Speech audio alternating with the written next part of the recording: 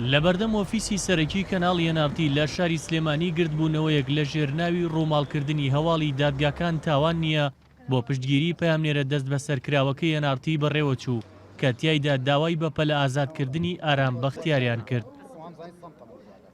ئەو گردبوونەوەیە کە لەلایەن سەنتەری میترۆ بۆ داکۆکی لە مافی ڕۆژنامەنووسان ڕێکخرا بوو، دوایەوە هات کە ماوەی 4 ڕۆژە ئارام بەختیار پەیامنێری NRT لە کفری لەسەر سکاڵای سەرۆکی دادگای تاوانەکانی ناوچەی کەرکووک گەرمیان دەست بەسەرە و لە پۆلیسی گرتن و گواستنەوەی کەلارە.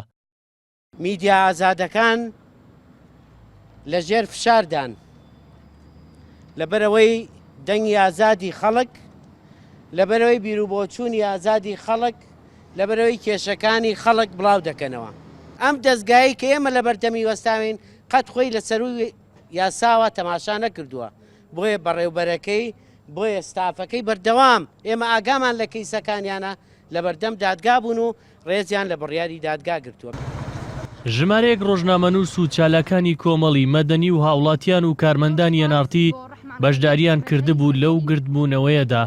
راپۆرتی ساڵانەمان هەیە لەسەر و پێشێلکاریانەی کە لە هەرێمی کوردستان ئەکرێت کە لە راپۆرتی ئەم ساڵمانە 1058 حاڵەتمان تۆمار کردووە، کەسێک لەسەری نەهاتە وەڵام، بەڵام لەسەر حاڵەتێکی ئاسایی کە کاری خۆیەتی کاری ڕۆژنامەنووسیە کەسێک دەستگیرەکرێ بەو شێوازە و لە تاکو ئێستا بە حتا بە پێی ئوسوڵی دادگایکردنیش بێ ئەو کەسە نابێت لەو شوێنە، ئەو کەسێک کە شکاتی لێکردووە خۆی دادوەرە لەو ناوچێ چۆنە بێ کەسێک شکاتکەر بێ و لە هەمان کاتشا دادپەروەر بێ.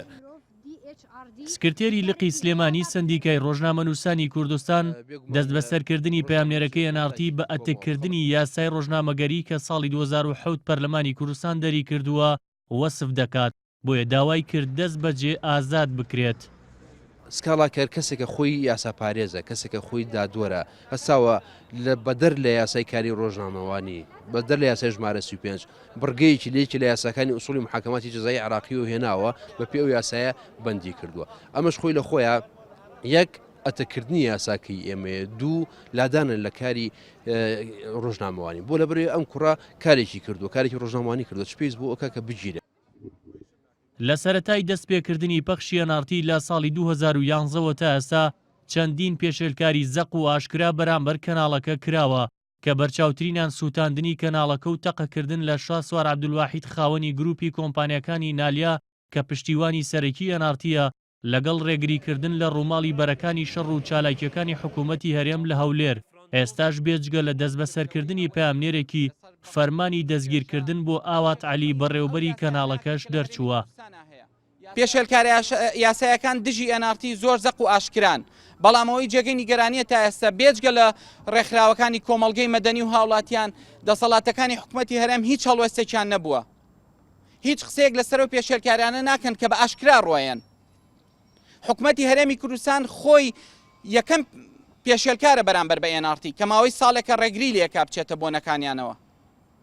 لەبەرەوە ئەوەی ئێمە داواکارینەوەیە کە یاسای کاری ڕۆژنامەنووسی لە هەرێمی کوردستان جێبەجێ بکرێ، ئێمە هەمیشە ئامادەیم چینە بەردەم دادگا، نەک بە فەرمانی دەستگیرکردن، گەر بە بانگێشکردن بێ، ئەگەر بە تەلەفۆنێکیش بێ کە لەلایەن ئەفسەری لێکۆڵینەوە بۆمانەکرێ ئەمانوێ بچینە بەردەم دادگا.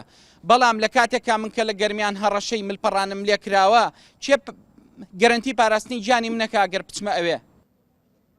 NRT وەک بەشێک لە ئەرکە ڕۆژنامەوانیەکەی لە پاڵ کەیسە سیاسی و گەندەڵەکاندا دەیان راپۆرتیشی لەسەر کەیسە کۆمەڵایەتیەکان بۆ ڕای گشتی خستۆتە ڕوو. ئەم کەناڵە لە سەرەتای دروستبوونیەوە خۆی بە موڵکی تاک بە تاکی کۆمەڵگە دەزانێت و دەنگی هەموو چین و توێژەکانە بەبێ جیاوازی.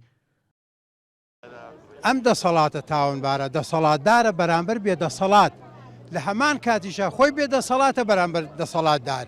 ئەوەی کە ڕاستی بڕۆمان ڕقێنێتی بەداخەوە، بەڵام بەداخەوە بکوشەکان ناگیرێن، بەڵام ڕۆژنامەنووسێ لەسەر شیرودالی نەعەدالەتی بەحسەکە، بەڵامان ڕقە لە ڕاستیەکانە. هەر لە سەرەتای دەست بەسەرکردنی ئارام بەختیار پەیامنێری NRT لە کفری چەندین ڕێکخراوی کۆمەڵی مەدەنی و دەستەی سربەخۆیی مافی مرۆڤ و هاوڵاتیان لە ڕێی تۆڕە کۆمەڵایەتیەکانەوە پشتیوانی و هاوسۆزی بۆ NRT و پەیامنێرەکەی نیشاندراوە و خوازیارن بە زوویی پەیامنێرەکە ئازاد بکرێ. ئاواد مەحموودیان NRT سلێمانی.